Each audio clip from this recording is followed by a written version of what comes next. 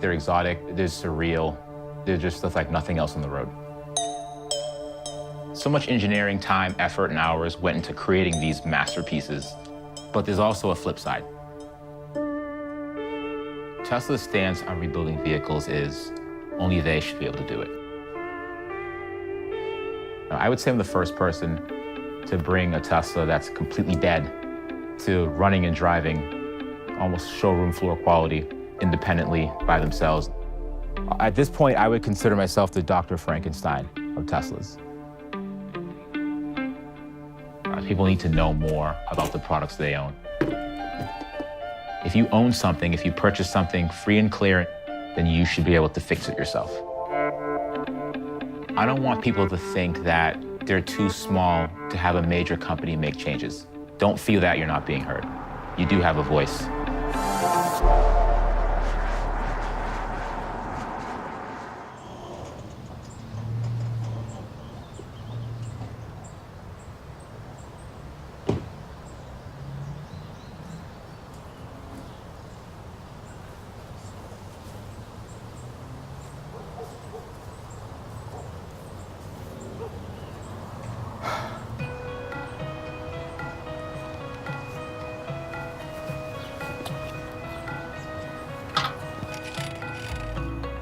My name is Rich, and I run a YouTube channel called Rich Rebuilds. I also go by Uncle Rich, car guru. You're probably asking yourself, car guru, what are you doing in that sweet, sweet race car bed? Well, you think my life is all fun and games? Here's some of the things you have to deal with when you hobble together two broken Teslas to make one working Tesla.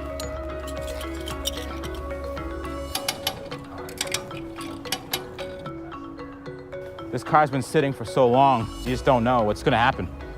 I think if someone would have watched the channel, they'd probably describe me as a DIY enthusiast to the extreme, / Tesla vigilante, honestly. They'd probably say. That MCU screen doesn't look so clean. It doesn't? Sorry, I fix that right now. We may hear some clicks.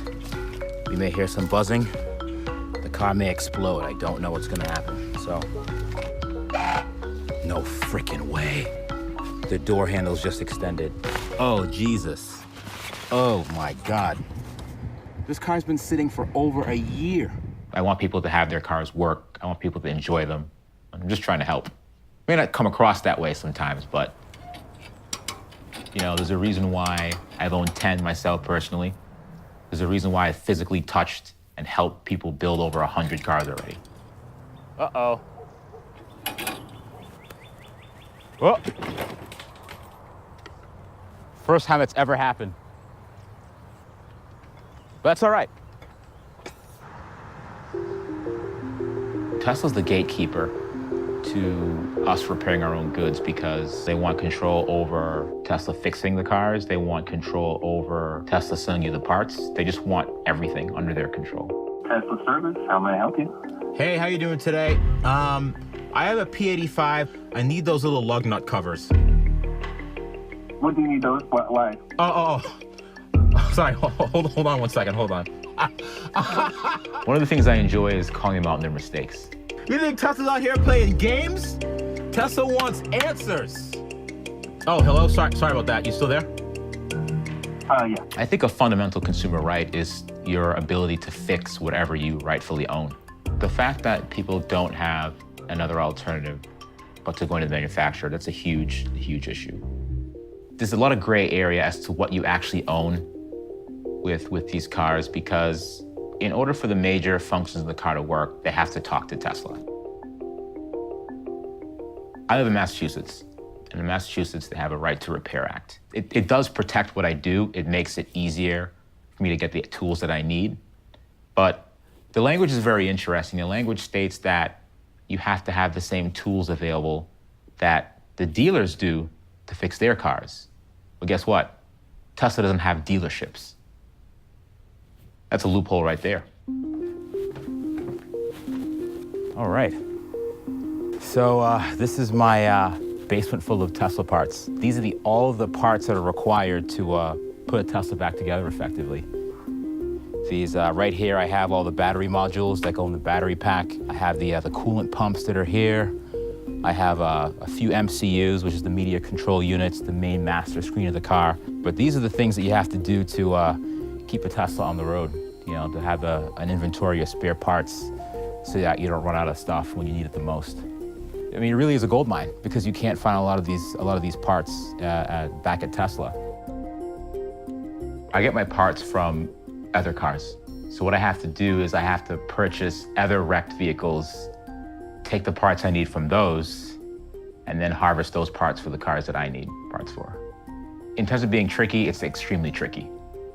Because if you need a specific part, you have to hope and pray that the car that you're taking the parts from has it. What I'm doing right now, fixing these cars, you know, under the radar from Tesla, is setting myself up for some big legal problems in the future, potentially. But because I think the cars are so great and I want to help people in that sense, I just think it's just something that I have to do. I have this part right here, and this is the visor that was in a Model S that actually was severely burned. You can see the burn marks on top of this. And, you know, to the untrained eye, you could probably just throw this part away. What's the point? It's burned. But if someone needs the spring that actuates the hinge for the visor, or if someone even needs this part right here, this could be recycled. You know, you shouldn't just throw it away as is. A lot of these things are still usable, like these hooks right here. This could probably be cleaned up really nice and put in another visor piece. We live in a day and age where people just throw things away. There's plenty of benefits to fixing your own cars. You know, it's less waste, eco-friendly, creates jobs, eases pressure off the manufacturer. It just makes sense all in. So I figure if I could, you know, do something to contribute, help bring them back on the road, give them new life, I think it's a win-win for everyone. So a while back, a friend of mine said that he got a job at Tesla and he was gonna bring one by. And we took a ride in it. I said to myself, I could see myself owning one of these things for sure. About a year after that, I purchased my first Model S that was in a flood, and I started working on it. I spent $14,000 on a car that didn't run or drive and showed no signs of life. I had no support from the manufacturer. I was dead in the water. So I thought about it and I said to myself, I'm already in $14,000, let's just go all in. So I actually ended up purchasing another car that wasn't in a flood. I brought it home. I had two Teslas side by side in each garage bay. And over the course of, you know, several months, I slowly transplanted electronics from one car to the other. And it was just, I couldn't believe it. Slowly people started saying, maybe he's onto something here. Maybe he's not that crazy after all. Maybe this can be done. So today we're gonna check this burnt Tesla Model S out. This Tesla Model S was hit in the front by another car. The other car caught fire, and as a result, the front of this car burned as well. When I saw this car online for the first time, my eyes just lit up. I mean, the front end was completely toast. Everything was everywhere. The wheel was actually in the back, and it was completely undrivable. But there were a couple pictures that I saw. The interior, the back seats were still good. So I knew the second I saw this one, I had to buy it. Even though it seems like, you know, it's not much to look at and there's literally trees growing inside of it, this is still worth a lot because for someone that's been rear-ended, instead of waiting, you know, 4 to 6 months for parts from Tesla, you know, they could just have the back half of this car, bring it to a body shop, and have it up and running in a couple weeks. So many engineering hours have gone into making these. Why throw it away when I could just take parts from this one and help someone in need? Seeing an abandoned car like that, having it sit in the field abandoned, being covered by snow and ice and dirt and rocks, and it almost hurts in a way. Technology's my thing, so seeing something like that is just, it hurts almost. If the mission and the motto is sustainability, then you know, a car like this could sit in this state at an insurance lot for years before it gets picked up. My idea is to actually cut the front half of the car, remove some plastics, recycle the aluminum, and then I'll use the back half for a car that was rear-ended that needs fixing. It's aluminum, so it's not that hard to cut. So I'd probably get a Sawzall and I'd start about right here. But I do it myself. Yeah, I do it myself. So this is the storage area I keep a lot of my parts in. I have a rear seat cushion from a Tesla that's been sitting here, kind of getting mold all over it. There's just parts, there's parts everywhere. I think I am obsessed. I didn't even think about that. I think I am. This is a lot of shit. I can't throw anything away until the project is done. And the problem with me is the project's never done. It definitely goes against Tesla's mission statement. But if there's an issue with one of their Teslas and if only they can fix it and no one else can, it sits in a field for years. How is that sustainable? Tesla service, how are you today? I'm doing very well, thanks. I have a 2012 Model S, and it's giving me an issue charging. I've narrowed it down to one of the chargers under the rear seat. How much do those go for? Can I have your VIN number? Oh, sorry about that, sure. My VIN number is 5. We actually can't sell you any parts for that car either. It's on our restricted VIN list. Ah, okay, all right. No parts at all. Unfortunately not, sir. I've expressed my frustrations to Tesla, mostly over the phone, but I've expressed a lot of my views and a lot of the things I've gone through on my personal channel. People at Tesla, they do notice the channel, and they do know. Hey guys, it's your boy Rich here, and a buddy of mine that's also into the Tesla rebuild game. He recently got a letter in the mail from Tesla stating that there was an airbag recall. There was an issue a while back where, there was a recall for airbags, and Tesla just refused to replace airbags on cars that they felt that they shouldn't support. So I made a video saying, what do you guys think? This doesn't seem right to me. Let me know what you guys think about this one in the comment section. Should Tesla be allowed to determine which cars it does and does not service, or should they abide by the NHTSA's rules and make sure that all cars are repaired free of charge? And 3 weeks later, Tesla called my friend up and said, hey, come back in for an appointment. It's gonna be great. Let's get that airbag all set for you. They won't make it easy, but eventually they're going to have to make it so that they help people or third-party repair shops build their vehicles.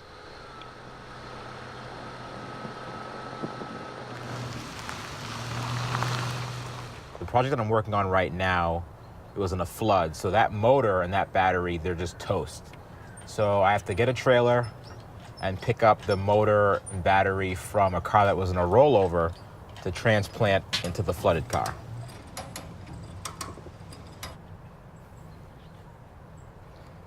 Looking at the front of this battery,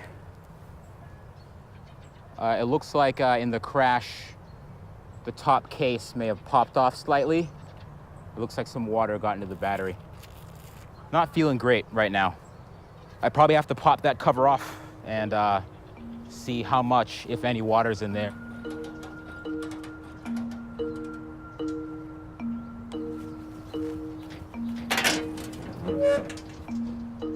I think that there's a quiet revolution starting. It's getting louder and louder, for sure. Now that people have various platforms to state their cases and make their voices known, there's definitely a revolution coming. So right now we're at Advanced Technologies in Gloucester, Mass. We're at my buddy Lee's shop. And he's been helping me out a lot with a lot of the heavy lifting of the battery packs and the motors themselves. He actually saw me in the channel and he's like, hey, you know what? Like, I like what you're doing. I think it's really cool. Like, I want to help you out. So he's actually letting me keep my car here, as well as help me work on it, and give me access to all of his tools. So it's pretty cool. And working on these cars, there's a lot of really interesting things that could happen sometimes, things you're just not ready for. When I was taking out the battery pack, I discovered an actual crack in the side of the battery pack. And we're gonna check that crack out right now. So we're gonna see, we're gonna pop off the top cover, and we're gonna see if there's anything we could do to save that. What I do is extremely dangerous. It's very intimidating. Working with, a high voltage battery pack has enough power to power a house for days or to just kill you within seconds. So I think when I opened my first battery pack, I had my lineman gloves on. I had like a full body suit. I was like, I'm gonna go in there in the deep blue yonder. And now I'm just like, nah, it is what it is. Yeah, I'll lick the terminals. Nah, whatever, doesn't matter.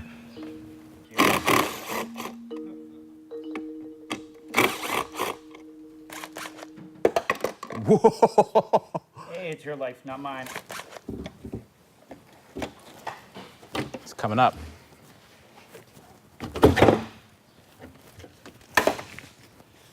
So this is what a Tesla Model S battery module looks like. And there's 16 of these. Each has its own individual section that it kind of lives in, isolated and firewalled from the next one. What I want to do now is I want to actually test the voltage that I'm seeing on these two bricks to see if they're still good. Do you have a voltmeter, Lee? Yeah. Sorry. I just want to get a... Oh, shit. All right, so we're getting 23 volts out of this one, which is good. Yeah, 23.63. Each battery brick is about 24 volts. So the fact that it's that high is definitely a good sign. It looks like those bricks are good. That's awesome. So I feel as if these two modules are good, then I'd feel safe saying that the rest of them are good as well. You know what, Lee? I'm going to put the cover back on and then just kind of loosely tighten it. And then maybe we could start the motor itself. All right. As an individual, Rich is really steering the front line for the backyard mechanic kind of thing, but really learning every inch of Tesla. Other companies can do it, but individuals taking on this task, it's a huge undertaking. Tesla has an image to keep up as a cutting-edge auto manufacturer. And if you do fix your own car and something happens and another Tesla gets into an accident, it's going to make national news. They don't want to see that. I am completely sympathetic with their concerns. It's their brand. I totally get it. But it's not going to stop me. That's not a reason why someone shouldn't do it. Worst case scenario, Tesla reaches out to me and says, you know, sent me a cease and desist. Like, stop doing what you're doing. Stop your YouTube channel. Stop doing close-ups of the inside electronics and motors and how they work. They could say that. I'd still do it. Even though it's not the intention, I see myself opening up my own Tesla repair shop. They won't let that happen. But I'd like to do that. I like to help people. This is uncharted territory. This is cutting edge. This is the future.